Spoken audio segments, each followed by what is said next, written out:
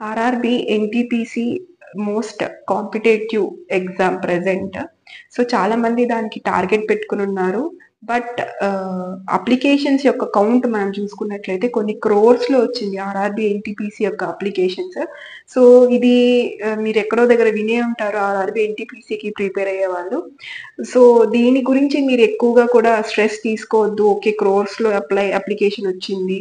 So, మనకి job వస్తుందా లేదా? కట్ ఆఫ్ పెరిగిపోతుందేమో, మనం చేసిన హార్డ్ వర్క్ అంతా వేస్ట్ అయిపోతుందేమో అని చెప్పి చాలామంది డిప్రెషన్‌లోకి ఫ్రస్ట్రేట్ అయిపోతూ ఉంటారు.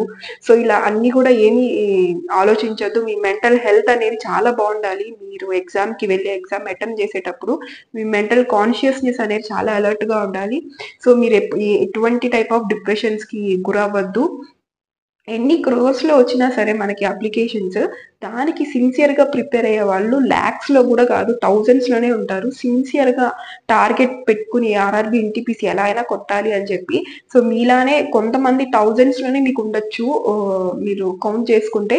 సో, మీకు కాంపిటీషన్ ఆ 1000 మెంబర్స్‌తోనే గానీ, ఆ లాక్స్‌లో, క్రోర్స్‌లో వచ్చిన అప్లికేషన్స్ వాళ్ళతో కాదు. సో, మీకు ఎన్ని వేకెన్సీస్ ఉన్నా సరే, మీకు కావాల్సింది ఒక్క జాబే. సో, ఆ ఒక్క జాబ్ కోసం మీరు కష్టపడండి. ఖచ్చితంగా మీకొక జాబ్ అనేది వస్తుంది. సో, అంతేగాని ఎన్ని క్రోర్స్ వచ్చాయి, ఇన్ని క్రోర్స్ వచ్చాయని జెప్పేసి మీరు బయట షార్ట్స్‌లో, రీల్స్‌లో చూసి మీరు డిప్రెషన్‌కి ఫీల్ అవ్వద్దు. మీ ప్రిపరేషన్‌ని మీరు స్టాప్ చేయొద్దు. పాజ్ చేయొద్దు. ఓకే.